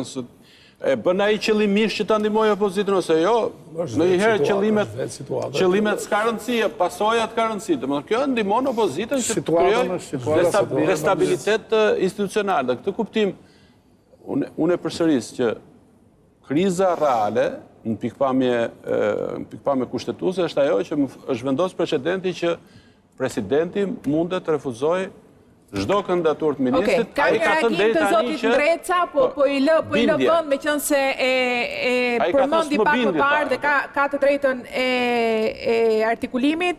Nuk e kam probleme me zotin Fariu, se është nder të tshaja, i thot, me abisin standardet e komunikimit, se si komunikon në publik. Cili është argumenti se pse është terrorist? Se jam unë terrorist, pyet. Se i ka thënë presidentit të Republikës tjetrit, e ka quajtur në shkrim ulok. Presidentin tjetër të Republikës. Të lutem, sepse nuk është tu, duke mos qenë njerëzit këtu, është e pamundur që... Po qa keti, a pyetët i mua, po ta thëmë. Jo, nuk të pyeta. Nuk të pyeta, lexova mesazhin e tij, pasi e akuzuat, ai nuk është këtu. Është një terrorist, e ka sulmuar ish presidentin e Republikës, një nga figurat më të ndershme, më të pastra, më të qashtra që thonë Shqipen e Zotin Dreca, eftojnë në studio kur ta ketë mundur të sqaroj me zotin Fariu këto çështje, për njerëzit që janë këtu, të lutem Fari, se e kam të pamundur më pas të lexoj gjithë këshilltarin e Ramës, këshilltarin e drogës. A ekziston apo jo konspiracioni? Unë do pyes më pas të ftuarit e mi, kam nevojë për ndërhyrjen e fundit të presidentit Moisiu. Dua t'ju pyes, mungesa e gjykatës kushtetuese, a është ajo në fakt që po e minon të gjithë situatën, nëse do kishim patur gjykatë kushtetuese, a do kishim një përgjigje më të shpejtë rreth këtyre problemeve? Regjia, sapo ta keni gati lidhjen, më informoni. Për konspiracionin dua të pyes Lleshin. Ja, një minutë, lejo pak për zotin Ardian Ndreca. Nuk jam dakord me zotin Fari, as nuk flas në sensin e katolicizmit. Është mendimi i Fariut. Nuk do bëjmë gjyqjen e askujt tani, të lutem. Por ne nuk mund të sulmojmë studio njerëz që nuk janë në studio. Ky është një këshill miqësore, nuk është në studio. Po ta kesh përballë, shkatroje komplet. Ti e di që sa problemi kam unë përballë po prapa, po po them historikun e këtij. Këta mos e bëjnë këtë ku çao është ky. Historia e këtij është kaq. Edhe vetë Ardianit kaq, po Fariu ishte. Themi te tema Eni? Po të lutem, konspiracione, ka një bashkëpunim? Asnjë lloj konspiracioni, sepse do ishte kuptuar, por në lidhje me këtë mund të kujtoj pak zotin Rama, i cili është shprehur mos gabon atë tek ju apo tek Fevziu, nuk e di, kur ka thënë i pyetur për presidentin Meta. Është presidenti më i mirë në 28 vite, apo ja? Çu ka thënë? Atëherë si u bë më i keq për 28 ora, sa i takon 20. Pra, derisa ka qenë president. Lutem. Ai ka thënë në mënyrë ekskluzive, Edi Rama ka thënë, thashë edhe një, nuk jam i sigurt, te Eni Vasili apo te Fevziu, apo diku tjetër, që është presidenti më i mirë në 28 vite. Si u bë i keq për 28 orë? Okej, këtë nuk e dim, kjo është një pyetje për Edi Rama, nuk është për neve. Po, ka përgjigjen brenda, se u prek interesi. Cili interes? Interesi që nuk u dekretua emri që solli kryeministri. Një pukull që kërkonte ai ministër. Prap nuk jam dakord me këtë temë. Nuk jam dakord. Siç është drejtë e presidentit mos e dekretoj. Tani, unë mendoj me dy llafen që s'm lejon, se nuk fola shumë. Ja lash profesor doktor Fariut. Unë po të them që zoti Rama ka një obligim urgjent që të shpëtoj veten, mazhorancën, që të gjejë një konsensus institucional me presidentin e Republikës për emrin e ri të ministrit brendshëm. Me zëvendës ministër nuk mund të drejtohet. Apo zoti Topi, mund të drejtohet ministria. Je kontradiktor kuptimi. Në qoftë se do t'i çonte emër tjetër, i bie që problemi që ka te ky, te emri. Apo jo? Jo, nuk ka. Ti mendon që Meta ka problem me këtë emër? Në qoftë se nuk e di. Jo, Meta ka te procesi që thotë do të pyesësh mua. Nëse Nikol, me qenë su drejtore. Unë e shoh defektin diku tjetër. Të komunikimit. Kam thonë disa herë që është e komunikimit. Tani unë kam një pyetje që është edhe retorike, ndoshta. Është në rregullin e zotit Rama që shkon dhe bën vizitën post factum apo post mortum të gjymë. Gjithmonë, rregulli është që për gjëra shumë të rëndësishme, sepse ministri i brendshëm, sidomos në kushtet aktualitetin që ka Shqipëria, për shumë arsye, keni folë ju në për studio plot, se si ka ardhur historia krimit, krimi i lidhur me politikën, krimi i futur në parlament. Apo jo, keni folur gjërë e gjatë. Pra, ministri i brendshëm është i një rëndësie të veçantë. 100 metra largë. Sa të vi në vizit të pafrytshme, pas një fryt, mbasi është refuzuar, duhet kishe shkuar, si mbas meje, shkonte të komunikonte. Pse? Për dy arsye. Vërtet, është në diskrecionin e kryeministrit, çështja e ministrit, por ministri i brendshëm është një nga personalitetet më të rëndësishme të Këshillit të Sigurisë Kombëtare, që do punojë edhe me presidentin. Pra edhe njëherë them dhe e nis aty, e vazhdoj aty ku unë e nisa në fillim. Nuk duhet parë institucioni i presidentit si një institucion që mund të mbuloj gabimet e tjerëve, jo institucioni i presidentit është shumë i rëndësishëm. Okej, kam vetëm një sekond. Se duhet të mbështes të ide që tha zoti Topi, ky njeri që është general, e thret krye komandanti përpara kësaj dekretimit. Dhe ky nuk vete se thotë unë do vi ministër. Çfarë është ky njeri? Çfarë është ky njeri? Mirë kryeministri që shkon. Po shkon ky, thotë unë, thotë, do vi thotë kur të rrasësh ti thotë si ministër. A kupton ti se ç'është kjo? Nuk është thelbi i refuzimit të presidentit. Se kjo është e rëndë shumë tash. Nikola, të lutem. Në rregull. Kjo tregon flet shumë gjë. Dhe flet për atë iceberg që ne nuk e flasim dot sot. Në fakt nuk është normale. Regjia më përgatisni lidhjen me zotin Moisiu. Nuk është normale refuzimi i kandidatit ndaj presidentit, sipas teje. Nuk e di, Fariu thotë që ka refuzuar, media thonë që vajti një ditë me vonesë, këtë nuk e di. Vajti një ditë me vonesë. Një minutë të vi me vonesë. Jo, nuk e di, unë e kam lexuar kështu. Tash dëgjoj këtë, tash kjo është e vërtetë, tash pse është shumë të... A, do më thonë, kjo është arsye që pse ka refuzuar. Por është kjo arsye s'ke për ta lexuar ti ndonjëherë, po arsye rasti, por kjo ty si duket, më fal. Jo, ajo është mungesë respekti. Është mungesë respekti. Mos e çik më shumë. Çik më shumë të duket komandanti zgjedhë te komandanti. Që më faleni. Bjerë më drejt për drejt. Janë bërë, pra, është bërë një akt. Është bërë një takim dhe gjua nga të dy institucionet është e drujt. Do flasim për gjuhën me njëherë mbas korrekte, por se drujt pra nuk ka informacion. Do flasim për gjuhën edhe për komunikimet, kemi një material, dua ndërhyrjen e fundit të zotit Moisiu, regjia më konfirmon që e kemi gati. Zoti president, pyetja që shtrova për ju është pikërisht kjo. A është mungesa e gjykatës kushtetuese pikërisht ajo që është në zanafillën e gjithë kësaj problematike? Nëse do kishim gjykatë kushtetuese, nuk do ta kishim të problem? Ky është një problem shumë i madh,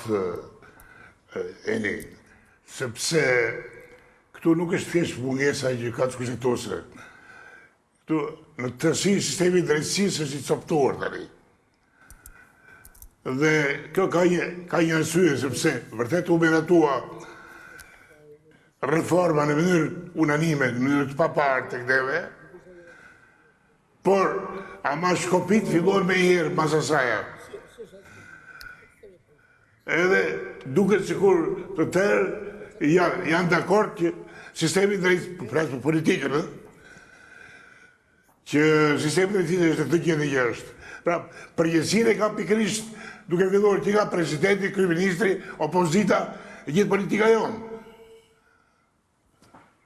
E kuptoj. Dhe sigurisht që mungesat janë të bëzdajë të rëndësishme.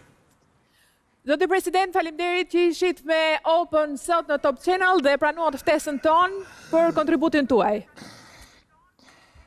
Faleminderit. Faleminderit dhe natën e mirë. Faleminderit edhe një herë. Ndërkohë, përpara se të vazhdojmë panelin nderuar teleshikues, kam një material. një material të cilin ju a propozoj pikërisht në këto momente për të hapur debatin më pas në studio, cili është komunikimi në distancë që kanë patur presidenti me kryeministrin nëpërmjet deklaratave për shtyp zëdhënësave, twitterave të ndryshëm, cilët janë mesazhet e koduara që ato kanë shkëmbyer. Ndisim materialin, hapësirën publicitare dhe rikthehemi t'i komentojmë.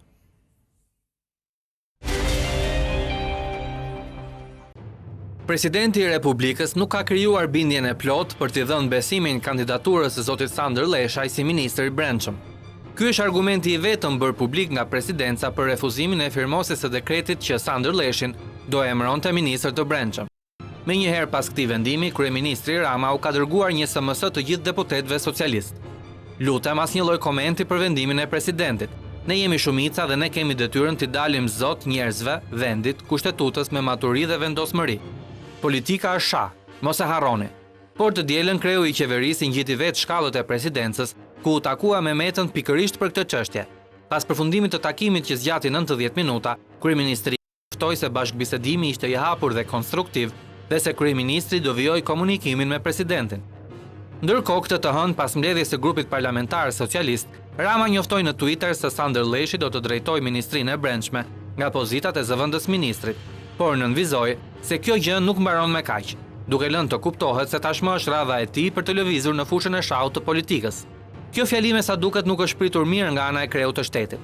Zëdhënësi i presidentit reagoi rreth mesditës duke nënvizuar se presidenti i Republikës bën të qartë se nuk do të lejojë asnjë përpjekje sfiduese ndaj autoritetit të institucionit që përfaqëson si kryetari i shtetit.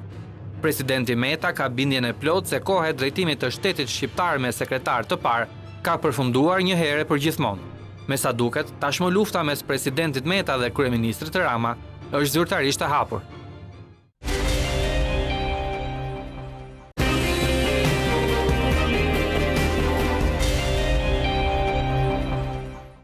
Rikthehemi në studio, jemi live në Opo, në Top Channel, nderuar teleshikues. Pak më parë, përpara hapësirës publicitare, ndoqët pikërisht mënyrën dhe mesazhet e koduara me të cilat kanë komunikuar pas krizës institucionale, nëse do bien dakord ta quajmë kështu, presidenti dhe kryeministri nëpërmjet deklaratave zyrtare, zëdhënësave apo edhe rrjeteve sociale.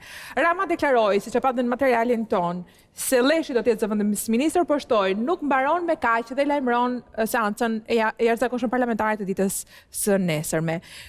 Balliu, çfarë paralajmëron Rama me këto nuk mbaron me kaq, duke si një lloj kërcënimi ndaj presidentit të Republikës, apo jo nuk e kupton? Rama gjithnjë paralajmëron se çfarë do të bëjë të tjerëve, po ka harruar që koha ka filluar ndryshe të funksionojë dhe ora ka filluar ndryshe. Ai këtë fjali le t'ia kthej vetes, se nuk mbaron me kaq kjo punë, dhe të tjera ngjarje do të ta presin, dhe sa më arrogant ai të jetë, nuk do të jetë e largët dita që do të jetë në gjykat si i pandehur për gjithë krimet që kanë ndodhur në këtë kohë, për gjithë bandat, për gjithë drogën dhe për gjithë korrupsionin e koncesionet. Kryeministri njoftoi se do kemi vijim të bashkëbisedimit me presidentin dhe presidencën. Sot patëm një kthim të ngjarjeve, duke sikur ai vendosi. Shiko, mos ketë komunikim, por vendosi veton për zotin Leshi. Çfarë ndryshoi? Mund na jepni informacion nëse keni çfarë ndryshoi? Janë nxiu jetën mazhorancës me vendimin që mori për zotin Leshi për ta lënë zëvendës ministër. Janë nxiu jetën mazhorancës, po se kështu bëjnë nga dehja në karrige këta, nuk shohin. Tani të them ty sa çështje ka. Se nano me zëvendës ministra e shtyr 6 muaj. Po ku vajti nano? Më fal. Ku vajti pas 3 javësh? Ku vajti pas 3 javësh me zëvendës ministra? Tani do të them një gjë ty. A kupton se çfarë mali të madh të rënd ka ai për të kaluar? Ai do të gjykojë dhe të vendosi për çështjen e kontrollit të shtetit. Ai do të vendosi për këtë maskarad teatrore tragjikomike të vettingut të përgjykata, këtë shpartallim total të Ministrisë Drejtësisë dhe të Drejtësisë Shqipëri, që është ky autor dhe Vllahutini. Ai duhet vendosi, ai duhet vendosi për gjykatën e lartë, që duhet merret vesh me këtë. Ai duhet vendosi për ato institucionet që duan 84 vota. Ku shkon ky njeri që thot do ta bëjë zëvendës ministër? Ku shkon ky? Ku vete ky? Dakor, çfarë ndodhi? Ka ndodhur diçka? Ke informacion Nikolla, çfarë ka ndodhur për këtë ndryshim qëndrimi brenda pak orëve, ëh? Dje në mbrëmje tha do kemi komunikim sot. Informacion si gazetar i vjetër kam, po jo direkt nga burimi. Mund ta thuash diçka? Por unë mendoj që kryeministri shkoi tek presidenti, siç u bë publike, u la që do bjente emër tjetër, me aq sa kam informacion nga kryeministria, nga burimet e mia në kryeministri, dhe sot qytetërisht ndodhi që e përmbysi gjithë situatën, kur Rama tha, ky është zëvendësministër me fuqi ministri. Çfarë ndodhi?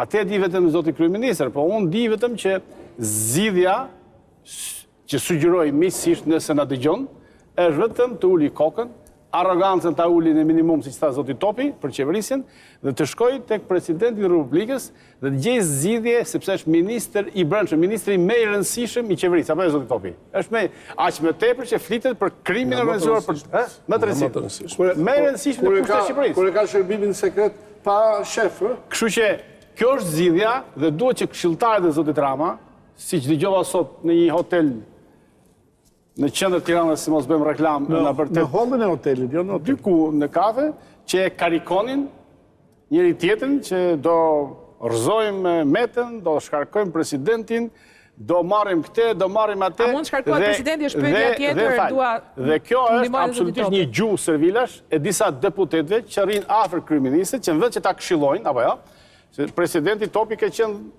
vetë president 5 vjet dhe e di që këshilltari është njëri i rëndësishëm, absolutisht. Këshilltari nuk është shërbëtor në servil, është oponent e një zyrtari të lartë, apo jo, zoti Topi? Varet nga zyrtari.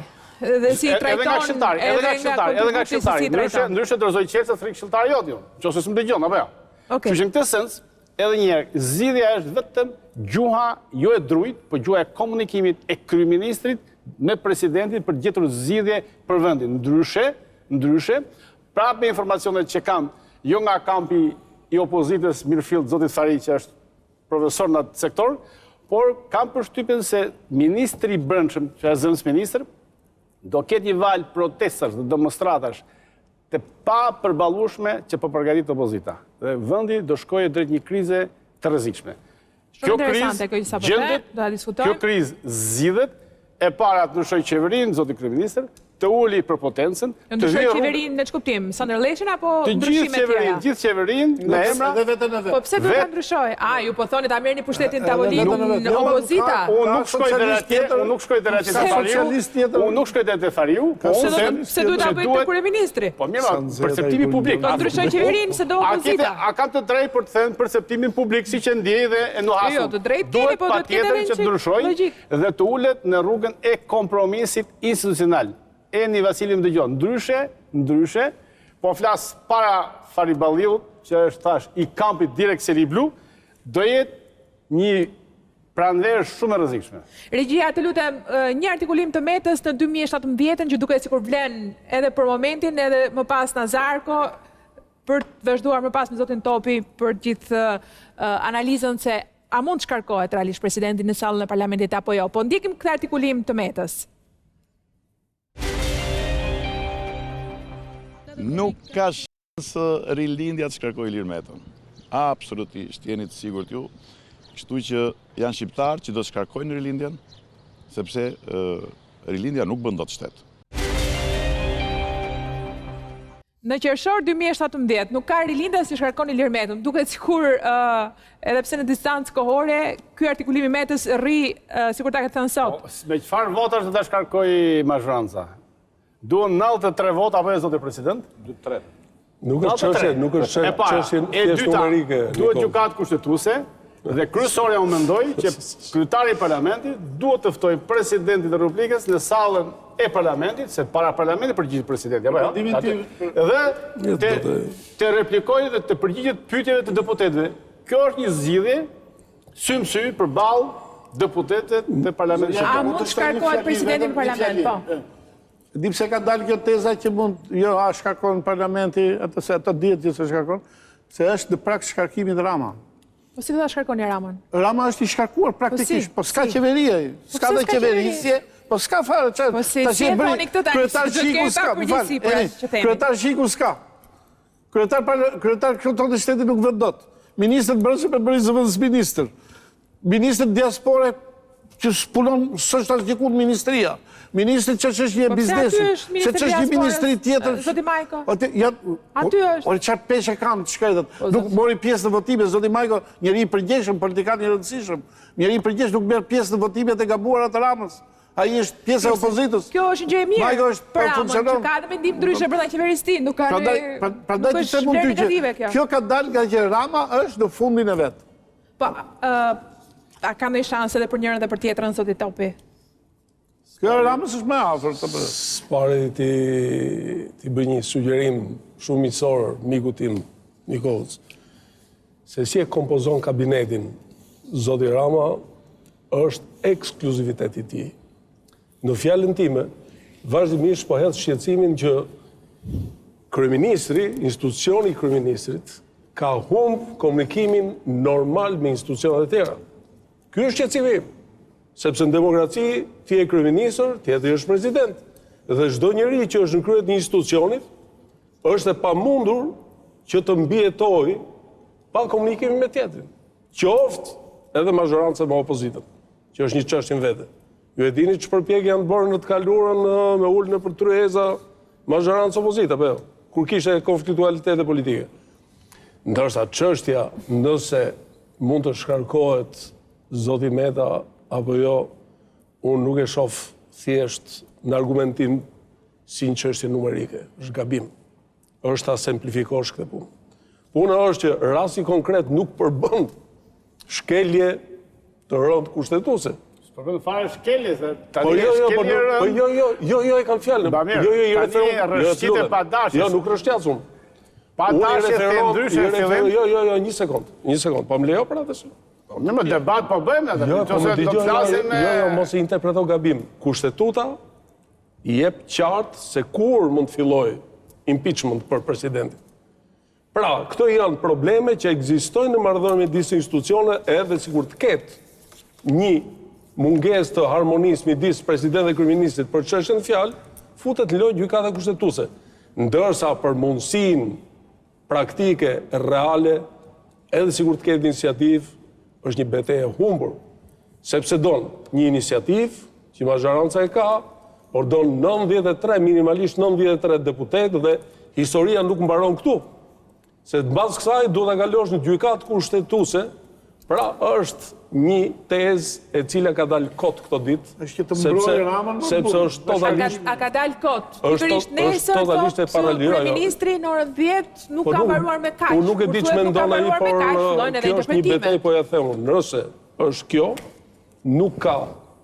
nuk ka motiv, sipas meje, nuk ka motiv. Një minutë, neni 90, çfarë thotë zoti president, ju e njihni shumë mirë sigurisht. Presidenti i Republikës nuk ka përgjegjësi për aktet e kryera në ushtrim të detyrës së tij. Presidenti i Republikës mund të shkarkohet për shkelje të rëndë të kushtetutës dhe për kryerjen e një krimi të rëndë. Propozimi për shkarkimin e presidentit në këtë rast mund të bëhet nga jo më pak se 1/4 e anëtarëve të kuvendit e duhet të mbështetet nga jo më pak se 2/3 e të gjithë anëtarëve të tij. Vendimi i kuvendit i dërkohet gjykatës kushtetuese, e cila kur vërteton fajësinë e presidentit të Republikës deklaron shkarkimin e tij nga detyra. Një ide interesante. Njeriu më i interesuar që mos merret me punë shkarkimi me Metën e Rama. A di ç'do me thonë me shumë Metën të udhëheqë opozitën? Është një kursion që Po edhe ta ketë president, me sa duket nuk është e thjeshtë. Prandaj në presidencë Ilir Meta do mbroj shtetin, do mbroj institucionet, do mbroj ligjin dhe këtë ka bërë. Ka pasur disa analistë që e kanë thënë këtë, o të bëj presidentin o kryetarin e opozitës, se të dyja bashkë. Jo, ai po e bën shkëlqyer presidentin. Kjo është fyerje për bashkë. Është fyerje për kryetarin e opozitës. Po se harrojmë një gjë që gjithë pollovia politike në Shqipëri ndodh për një gjetje historike të Lulzim Bashës, dekriminalizimin, për t'i dhënë një fytyrë dhe për t'i dhënë një fytyrë të re politikës, të cilën e ngarkoi Rama me kriminal në parlament. Dhe gjithë kjo është fitore e dekriminalizimit. Atëherë çfarë ka thënë Basha, meqense e përmendën hapësirën publicitare dhe kthehemi për pjesën e fundit.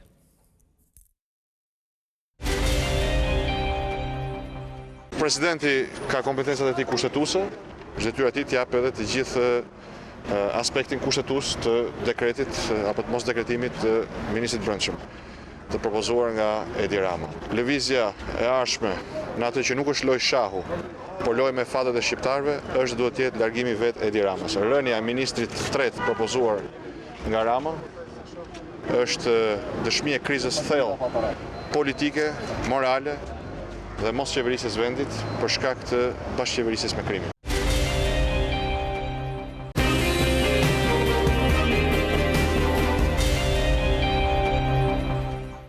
Rikthehemi tek marrëdhënia Meta-Rama pas refuzimit fundit të presidentit. Jemi në Open Top Channel, nderuar televizionistë, pjesën e fundit të emisionit. Jemi në 10 minutat e fundit. Nazarko, duhet të vazhdojmë bashk në reagimin e sotëm të zyrës shtypit presidentit thuhet. Presidenti Meta ka bindjen dhe po lexoj, ka bindjen e plot se koha e drejtimit të shtetit shqiptar me sekretar të parë ka përfunduar një herë për gjithmonë. Me kë po e krahason dhe përse ky krahasim? Nëse më lejon bëj një parantezë dhe pastaj të kaloj te kjo të pyetja juaj. Një nga argumentat që qarkullon, që është serioz, është për të marrë në konsiderat, është ai që presidenti Meta ka kundërshtim lidhe me kandidaturën fjalë pasi është papajtueshmëria në role. Do të thonë, një general në rezervë që është zoti Lleshi nuk mund të jetë edhe ministri brendshëm. Në gjykimin tim, generali në rezervë, siç e thotë vetë fjala, nuk është në pozicion aktiv, nuk është duke ushtruar detyrën e generalit. Kështu që këtë kuptim, interpretimi sipas nenit 167 shkruan te një koleg, nuk qëndron. Plus asaj që unë mendoj që nuk ka asnjë kontestim që lidhet me figurën e zotit Lleshi. Mendoj që presidenti Meta do të tregojë që është i sfiduar, domethënë është i fyer në autoritetin e vet, ai këtë i thotë edhe në deklaratën e fundit, dhe nuk e pranon këtë. Pra po i quan Enver Hoxha, Edi Ramën. Po, ndonse naftove pak përpara për të analizuar shkëmbimin e deklaratave, Rama është treguar i përmbajtur. Te fjala që i thotë ai është shah dhe do lozim prap, nuk ka ndonjë fyrje. Ky po i thotë nuk keni parti akoma, nuk ka mbaruar akoma, thotë. Po, ky thon, po nuk ka fyrin. Nuk kaq, më saktë. Domethënë, e dim, nëse Rama do donte ta fyren te presidentin, o do aktivizonte, po themi, deputet caktuar të vetëve i ka thënë mos flisni, apo jo, ose do bënë gjë tjetër, ose do fliste vetë. Po ka bërë që një qëndrim tjetër, nga ana tjetër kemi një deklarat ku thotë do kemi një bisedë konstruktive me presidentën, të nesërme në mëngjes. Po, i ka thënë që do vazhdoj me këtë. Po, do të vazhdoj me këtë se kjo... A ishte kjo një mesazh? Jo, s'është absolutisht, sepse... Për presidentin që e detyrojmë pas presidentit të dilte me këtë deklaratë. Rradha e mesazheve kjo është. E përsëris, president... Po, sepse Meta në këtë moment mendon që duhet qëndroj fort mbrapa veprimit vet. Nëse Rama e mëron zëvendësministrin e brendshëm dhe jep kompetencat, nuk është duke zhvilluar në një sfidë ndaj Metës. Dhe po t'i çonte një emër tjetër, ai prap një të gjë do thoshte, sepse unë i mbajmë këtij qëndrimi që Meta e ka gjetur çfarë do emri që t'i silte ai, do ta refuzonte. A, këto nuk e di. Kështu që këtë jo, po sepse... E këtë qartë të gjëti, nëse e di me 100% të gjë ky është lajm. Më fali minut, sepse Lleshi, fjala vjen sikur të çonte Pandelimajkën. Apo jo, nuk ke refuzonte zoti, fal. Kjo është për Majkën. Domethënë, jo, po mbajmë mos e rrit parimin tonë që do refuzonte çdo emër. Kjo e ke gabim. Ti gjemje sepse nuk u konsultua. Ti gjemje emërus përbash dhe asaj që the ti. Lleshi nuk përfaqëson, nuk ka probleme me kandidaturën e vet. Presidenti është ndjer i fyer nga fakti që nuk është konsultuar paraprakisht apo nga fakti që ky si ka shkuar në takim. Unë supozoj këtë.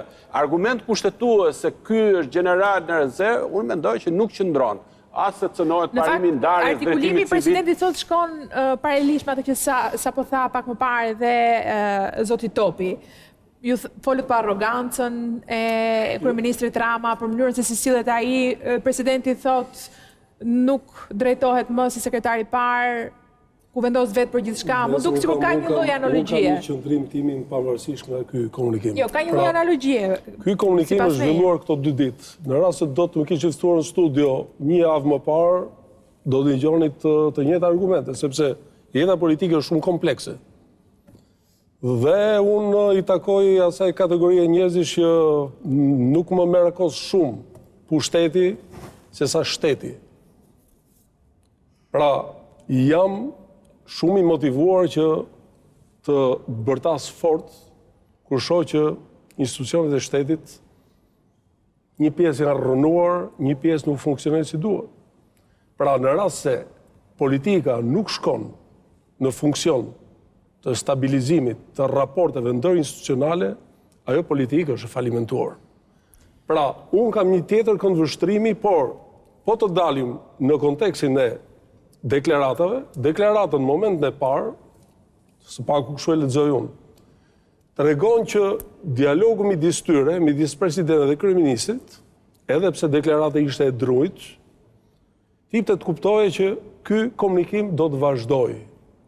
Pra kishte një premis që mund kishte një korrektim, një korrigjim. Që ndryshoj. Dhe brenda pak orësh, shikoj një deklaratë tjetër. Deklarata tjetër ishte që Rama po motivohesh të ndiqte një rrugë tjetër, të cilën e deklaroi, dhe këto deklarata do ta shikoni, s'keni parë gjë akoma, s'ka filluar akoma. Këto më duken deklarata pak tepruar në një lloj komunikimi tillë. Dhe pastaj të lutem. Të lutem, kjo pastaj pason në deklaratën tjetër. Tani njerëzve, pavarësisht se si janë angazhuar njerëzit politikisht në përparti, tek e fundit. Po, është e vërtet kjo është? Bëri Rama si Enver Hoxha, si thot presidenti? Një sekondë, tu duhet të sqarojmë një gjë. Tani bëra një pyetje, të marrim përgjigje dhe ju pyesi gjithë për këtë. Unë po bëj libër për atë. E di që doni të përgjigjeni për këtë gjë të gjithë. Eni, së fundi, dëshiroja t'ju bëj me dije juve dhe publikut që unë nuk jam dependent i deklarateve të askujt. Jo, dakord, një opinion ju kërkova. Pra, zoti Meta ka të drejtë të japi opinionin e vet për raportet që ai ka krijuar dhe për ato që ai shikon. Tani, a është bërë kryetari i qeverisë omnipotent këtë vend? Nuk u desh kjo studio për ta thonë, sepse në analizat e mia, në dalje të tjera, unë e kam thënë. Pse? Bile kam thënë dhe gjë tjetër, që është një praktik për fat keq që e kemi parë në Shqipëri. Kryeministrat në mandatin e parë janë shumë të kujdesshëm. Në mandatin e dytë pastaj marrin bar arrogance, gati, kanë edhe veprime diktatoriale. Po e barazon me Berishën, mandatin e dytë Po Berishës. nuk ka rëndësi me kë barazoj, sepse unë e kam shprehur, por unë po e mbyll fjalën time në rast se jemi në minutat e fundit duke thënë këtë. Kam një parashikim. Cili është parashikimi? Me qenë se politika që ka shah. Unë tani po e marrë vesh këto ditë e fundit që politika ka shah. E ka menduar ndryshe. Pra, këtu veprohet me koalicione së paku mbi bazën e ligjit aktual zgjedhor. Ka koalicione. Në rastën e një krah, mlidhen pafund parti politike. Dhe ky krah nuk ka më asnjë parti politike në aleancë. Një ditë bukur, të gjithë këto mund t'i thonë. I nderuar zoti kryeministër, rregullo standardin zgjedhor, ligjin zgjedhor, administratën zgjedhore, se po se rregullove dhe bile mund t'i imponojmë që me ty kryeministër ne nuk futemi zgjedhje. Atëherë më thoni, ku shkon kjo histori? A është kjo një skenar i opozitës, a është kjo një premis politike që mund të çojë në zgjedhjet parakoshme? Për mendimin tim të sqarojmë këtë punë e sekretarit parë. Kur ka thënë Meta këtë sekretari parë, unë besoj se ai ka pas parasysh sekretari parë Rethri, Legaçuku për shembull. Jo më gjërë, se ka gjetë Rama. I lëm batuta se jemi në fund. Kurse për sa i përket kësaj që ju pyetët, Rama është i rrethuar në çdo sekond nga shkarkimi. I vetmi njeri që nuk e beson këtë është ai. Po si do shkarkoni? Si? Mekanizmi. Mekanizmi janë protestat dhe largimi prej tij i të gjithë aleatit. Protesta ka vjeshta dhe pranvera shumë që i thot opozita, po. Opozita i thot ato që ky të vër bët, po ky nuk vë. Dhe në një moment të caktuar, ujku një ditë do të bjerë në stallë. Kështu që zotëria që e ka marrë përsipër që këtë mazhorancë ta çojë dhe ta shkrijë nga mazhorancë ta kthejë në minorancë dhe ta bëjë edhe një herë PS-n që t'i vi turp si në 91-shin, ky do ta sjellë atë. E kuptoj. Fjala fundi. Po. Mendoj që nesër Rama është në parlament dhe ka paremëruar një fjalim ekselent sipas atij kundër presidentit. Unë mendoj... A është vetëm fjalim? Unë mendoj që ai duhet të gjejë një zgjidhje ta tërheqë atë fjalim që këshilltarët e tij e kanë nxjerrë në këto kafenet e Tiranës, sepse do ketë surpriza të pakëndshme për qeverisjen nëse ai sulmon nesër egër. Në shkurtim. Ta them me bindje absolute, sepse ke edhe minutët e fundit, se po ta kisha ta në fillim këtë që më ngacmova në fund, do kishim zgjatur gjatë sa diun. Absolutisht surpriza të pakëndshme për qeverisjen. Ajo që thoni ju që ai të kthej fjalimin dhe të ndrojë rrugën, është një iluzion optik. Zoti i Iluzion nuk mund të shtofti thuash, është kryeminist, është shefi i majorancës dhe njeriu Jo, është i ai të përgjegjshëm. ndroi. Njeriu është i përgjegjshëm dhe mendon gjatë natës se mund ta ndryshojë fjalimin të jetë më konsensual, se Zoti i shtofti natës.